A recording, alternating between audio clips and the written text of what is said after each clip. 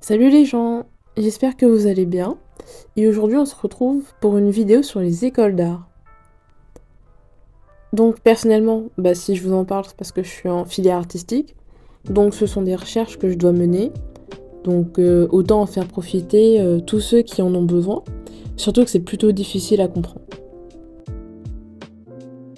Donc déjà, il faut savoir que quand on parle de filière artistique au sens large du terme, cela englobe beaucoup de choses. Je vous les liste. Dessin, illustration, décoration, gémologie, graphisme, infographie, joaillerie, luxe, mode, musique, photographie, art textile, art graphique, art décoratif, art appliqué, art, architecture, animation, illustration, bref. Ça regroupe beaucoup de choses différentes. Certaines sont assez simples à comprendre, comme la danse et la musique, même si bien sûr il y a d'autres spécialisations à l'intérieur, mais d'autres ne sont pas forcément évidentes. Par exemple, on se doute bien que les arts graphiques, c'est de l'art, mais en soi, qu'est-ce que c'est ? C'est pour cela que c'est intéressant d'aller regarder les définitions et le genre de travail que cela propose.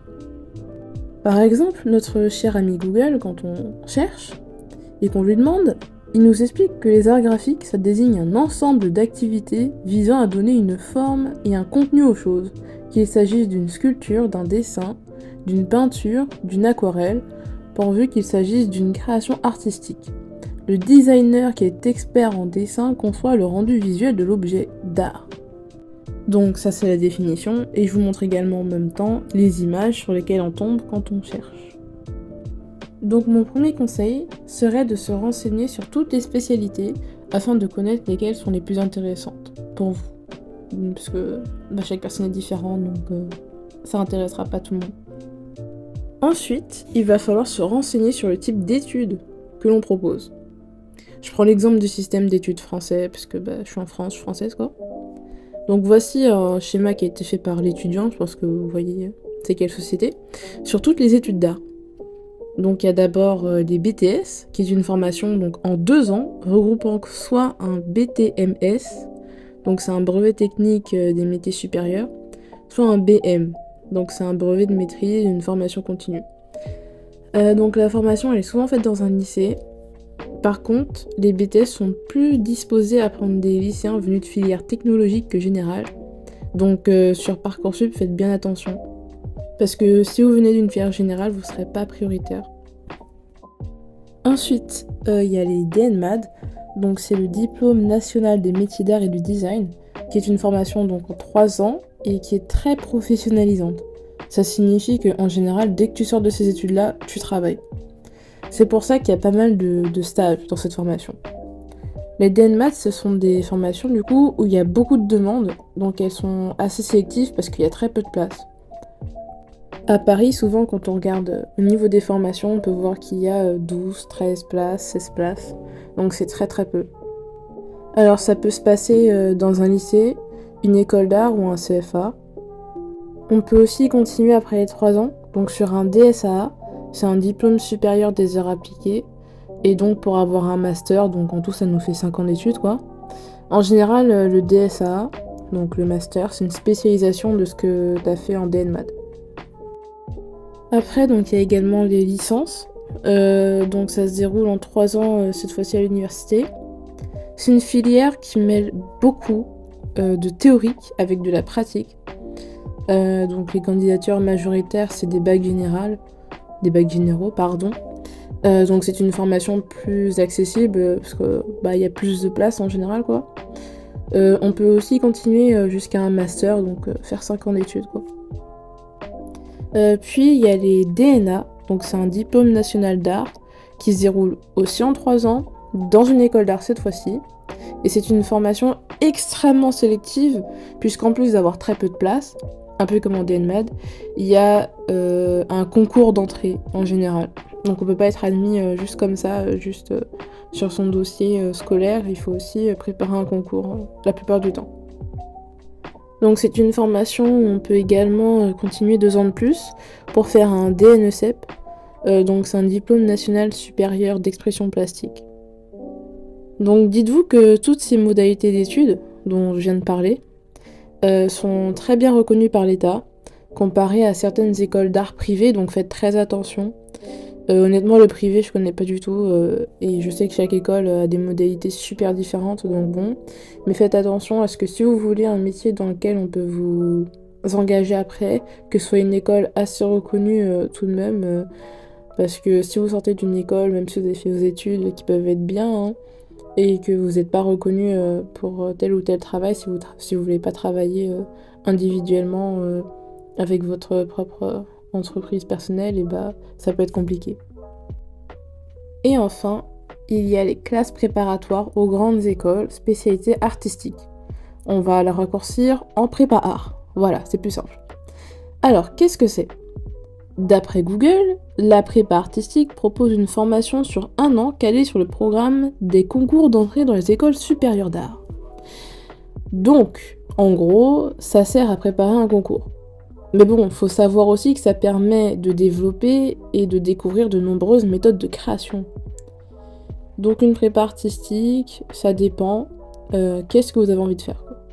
Donc c'est juste après le bac. En fait, c'est entre le bac et entre le bac et les études sup. Bon, je pense avoir fait le tour pour ce point. Mais maintenant, comment choisir la bonne école ? Il ne reste plus qu'à faire le lien entre la spécialité que vous voulez étudier, par exemple le graphisme, et regarder quel est le parcours le plus intéressant pour le métier que tu veux faire, si t'en as déjà un en tête. Bien sûr, si t'as juste une filière en tête, du genre le graphisme, va dans des études de graphisme si tu veux, si t'as pas de métier en tête, mais bon. Pour que ce soit plus simple, prenons un exemple. On va prendre Candice. Elle veut être graphiste, donc ça signifie qu'elle veut concevoir des solutions de communication visuelle. Donc on prend la définition du mot. Voilà. Elle n'aime pas trop les études longues et aimerait bien par la suite travailler au sein d'une agence ou d'une entreprise de communication. Elle a été au lycée en filière générale. Donc, ses choix les plus logiques seront le BTS graphique. Mais elle n'est pas sûre d'être acceptée puisqu'elle vient d'un bac général. Ensuite, il y a le DN Math graphisme. Pourquoi pas ? C'est une formation très professionnalisante. Elle pourrait même faire un stage chez des graphistes. Et qui sait, après son diplôme, elle pourrait même être embauchée chez eux. Ensuite, la licence en graphisme. C'est du savoir en plus, certes, mais c'est pas très professionnalisant. Le DNA mention graphisme ? Oui, cela pourrait être pas mal. Une prépa ? Non, elle veut travailler le plus vite possible. Donc d'après ce test, Candice aimerait peut-être se tourner vers un DN Math. Ce serait peut-être le plus approprié pour elle. Pourtant, faut-il qu'elle abandonne les autres choix ? C'est là qu'on en vient au 4e point, les décisions Parcoursup. Et oui, on ne peut pas décider de sa future école tranquillement. Parcoursup est là pour nous rappeler que même si on candidate pour plusieurs DN Math graphisme, par exemple, il faudra aussi mettre des écoles bien plus accessibles, comme des licences d'art, ou même d'autres choses si on... d'autres choix. On sait jamais, si on est pris nulle part, autant prendre des trucs assez généraux. Ce qui veut dire que quand on cherche des études, en fait, faut faire une liste de préférences en fonction de la formation, mais également du lieu et de si la formation est reconnue. 5e point, je pense que c'est un point dont on pense, mais c'est quand même assez important d'en discuter ici. Le lieu des études. Par exemple, si on habite pas dans une grande ville et qu'on va aller dans une grande ville comme Paris par exemple, la vie peut coûter très cher, même s'il y a des aides, etc. Mais aller dans une école dans une grande ville ou même déménager tout court, c'est un coût, il faut l'envisager et ça peut influencer complètement notre décision pour les écoles. Bref, il y a des problématiques auxquelles il faut penser tout de même, hein. Pour finir, je vous conseillerais de faire plusieurs portes ouvertes et selon l'étudiant pour savoir qu'est-ce que vous avez envie de faire. Honnêtement, les portes ouvertes sont vraiment bien, ça permet vraiment de découvrir qu'est-ce que les écoles proposent, est-ce que ça nous intéresse vraiment ? Et du coup, le conseil qui rejoint ce que j'avais dit avant, faites une liste des écoles qui pourraient vous intéresser par ordre de préférence, mais faites-en une liste bien longue, parce que si vous avez que 2 choix très sélectifs, c'est sûr que ça va être très compliqué, même si vous avez un bon dossier et des bonnes notes. Donc bon, n'hésitez pas à me dire en commentaire quelle vidéo je pourrais faire sur le sujet, puisque je pouvais pas détailler tous les points importants ici. Je me suis dit que en fonction de vos commentaires, je pourrais peut-être faire des vidéos plus sur des spécialisations. Par exemple, si on veut faire illustration, quelles études on pourrait faire, comme on a vu le cas avec graphisme, animation aussi, c'est très intéressant, et d'autres études, architecture par exemple. Ainsi que se faire des vidéos sur la spécialisation art plastique au lycée, les différents points qu'il peut y avoir, parce que quand on sort de collège par exemple et qu'art plastique ça nous intéresse, on sait pas forcément quoi choisir. N'hésitez pas, les commentaires c'est fait pour ça. En tout cas, merci beaucoup d'avoir regardé la vidéo. N'hésitez pas à vous abonner, ça me soutient et ça me permet de savoir que ça vous intéresse aussi. Et sur ce, je vous dis sayonara.